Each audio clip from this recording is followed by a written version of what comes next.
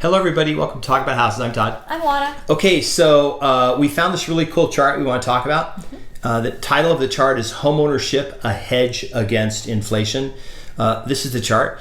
We're going to spend some time talking about inflation, talking about home prices and why they would go up during inflationary time.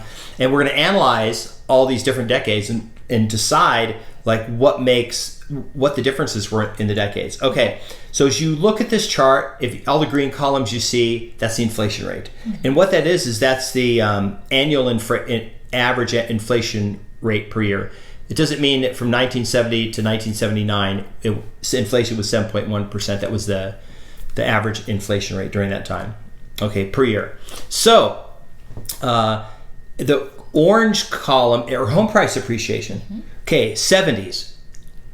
If those of you who are 50 or older probably were kids in this, most of you were kids in the 70s probably, or maybe even adults. And we had these things in the U.S., gas lines, which were people getting in line to get gas because we had energy crisis. Energy crisis caused gas prices to go high. Energy prices driven by war in the Middle East. So we had really lousy economy because high gas prices crushed the economy because of what was going on in the Middle East. Okay, but home prices were going up because they were inflating with everything else. Right. The 80s, that gets under control. Early 80s were still some high inflation. Reagan comes in, Reaganomics. Inflation rates go down. Well, so I mean, Volcker really is the one who brought inflation under control in the early 80s under Reagan. Right, yes. He just slammed, huge increases to lending. He just wiped out the money supply. And then Reagan was dealing with the supply side economics and the government side, the fiscal side, and so we had this great balance in the 80s. We had very kind of relatively normal inflation. Remember, that's an average, so it was actually the later 80s were fantastic, much lower, closer to 3% every year. In the 90s, very similar, 3% inflation, 4% home price appreciation. It was probably a very stable time. We'd had Desert Storm, we got a new president, the economy just kind of, Republicans were running the House and Senate, there was a Democrat in the White House, so everything just kind of moved along. Government did do crazy stuff. Right, so the early 90s had, we didn't have a whole lot of jobs in the early 90s, so that there was a small recession. There was that going on. Okay. And you had the contract with America, so there was to your point, yes, we had a Democrat in the White House. Yes, we had Republicans in Congress. We had government shutdowns. We had all kinds of excitement going on, but yet it turned out to be a pretty decent decade. Yeah. The 2000s, this is an interesting decade. 2.6% inflation rate, 2.3% home price appreciation. What's incredible about that is home prices appreciated on average 2.3% per year from the beginning to the end, despite a massive housing crash in the middle. So if you bought a house in 2000, by 2009, you were still up on the house on average. Now, if you bought 2005 or 6, you probably weren't. You were definitely not up. You were down. You were down. But we had low inflation, and that helped. So we had that big hiccup. But if you look at charts, you see, home prices shoot up, they go down, and they start going up again. But for the beginning of the 2000s, the end, we still had home price appreciation. The 2010s, which is the last decade, very, very low inflation, 1.8%, 5% annual appreciation. This is that when you look at that number that we've quoted before, which is about 4.7 to 4.8%, that's the historic long-term home price appreciation, right? So as long as inflation is less than that number, home prices tend to appreciate by more than that. Right. I mean, look, just visually looking at this, so long as the orange is bigger than the green, you're in good shape. And when you're looking across all these decades, there's only one decade in which the orange is slightly less than the green. Other than that, the orange is pretty much above the green almost every time. Okay. Then you get 2020. Then remember, these are 2 years by themselves. 9.2%. home price appreciation that year alone. Inflation was very low that year. The government spending and the fiscal quantitative easing that was happening was not it takes a while for that stuff to hit. So it was happening like crazy because, hey, they said, hey, there's very low inflation. Let's just spend all this money and let's, buy bonds and stick all this money back into the economy. We'll print money and we'll stick it back into the economy. And then, of course, 2021, you get 9 months of rampant government, Fed spending, not government, congressional. Plus you have congressional spending. Now you have 6.8% inflation. But what did we have last year? 2021, we had 18%. 18% appreciation in housing. Yeah, 18% appreciation in housing. So there is not a 100% direct correlation between inflation and housing. What's important to know is housing is a big factor in inflation. So if homes are going up, that's something that's pushing inflation up. You could argue that built into these numbers, if you stripped out energy costs and home prices went up 18%, inflation would be going up too, for the most part. It does lag a little bit. The house you buy this year doesn't instantly show up in inflation numbers. It takes there's a few month delay, which is why that 9.2% for 2010 is high, because you could see that's the first leading indicator of inflation. Hey, home prices are starting to go up. What's going on? So I thought this chart was very interesting. People are buying homes mostly for two reasons: to live in and an investment. Right. So I want to kind of speak to your investment point. Okay. Something that I was chatting with somebody the other day, and we were talking about second homes. And second homes are clearly an investment because they're not a primary residence, right? Yeah.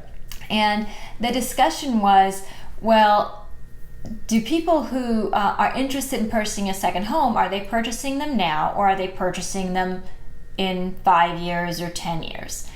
And the argument being made was that people who are interested in purchasing second homes, particularly people who are going to be paying them cash, which a lot of times second homes are cash purchases, Okay.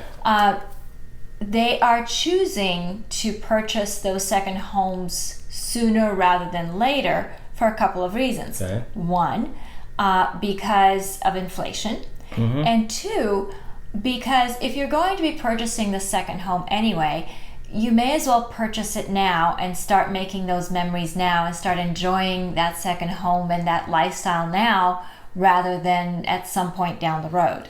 Right. And so, the housing market is not just owner occupants, it's not just investors who are looking for rentals. It's much more complex than that. Yeah. And I just kind of wanted to remind everybody that there is this other group of people out there that are actually not an insignificant portion of the market. Now, they're not in every market, obviously. They tend to be in the Sun Belt, right? They tend to be in Florida. They tend to be in Nevada. They tend to be in, Phoenix and other places like that, or maybe, Coeur d'Alene, or maybe, Coastal areas, beach towns. Right. Or ski places, that sort of places. thing. So those are, particular markets. This is not spread across the country, but these people do exist, and within those markets, they are not a number to be ignored. And they do make a difference as to what's happening in that marketplace. If you would have tried to buy a place right on Manhattan Beach or Redondo Beach, which is the South Bay, Los Angeles, beach is south of the airport there, those places were disappearing super fast. Like, you could, if you went inland, you had a better chance of getting a house, but on the beach, even though those are multi-million-dollar houses, flying off the market for cash because people were just, they were able to get money cheaply, and these are wealthier individuals, and they're using cash to purchase homes. Right. The person I was speaking with, she was telling me about this property that was a couple $1 million, and it's in one of those places, and the seller wouldn't budge, and I think they were off by like $4,000. Like, I want $2,404,000, and they said no, I'll just give you 2.4. Yeah, I don't know exactly what the numbers were, but it was like some completely nominal amount of money that they wouldn't budge for. And the point of that is that just because luxury is taking a hit right now, and let's not make any let's not mince words about that. Luxury is taking a hit, but not everywhere and not at the same rate. Again, sellers don't have to sell. So if they want whatever it is that they want, you might be stuck having to pay it. It's uncertain. So let's talk about that really quick, because we're talking about real estate as a hedge, and want to bring up a really important point about second home vacation homes. Las Vegas has people moving here buying these homes. We do have people that have bought luxury homes here that temporary, but there's so many more now. We've sort of created this new market where people are actually coming in, and you have people trying to sell these things, and that is where the most amount of inventory and price reductions are happening. So take with a grain of salt the massive amounts of dollar volumes. Oh, a model match just, I saw the post. We just listed a model match for $40,000 less than the previous one. Yeah, but in luxury homes, that's nothing. And but the markets are different, because if you go to like a beachy market or something like that, or like Miami or something, you're not going to get a deal. Like, it's not like I can finally get that house on the water in Miami. It's not going to happen. It's probably not going to be any different than it was in any other market.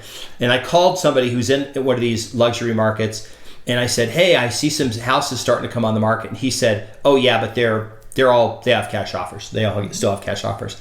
And I was like, it's a 2-bedroom condo for like $1.5 million. And he goes, yeah, they sell almost instantly still. And there's more on, but they're still flying off the market. And but the bottom line is that, real estate is tending to be an asset that less people are selling.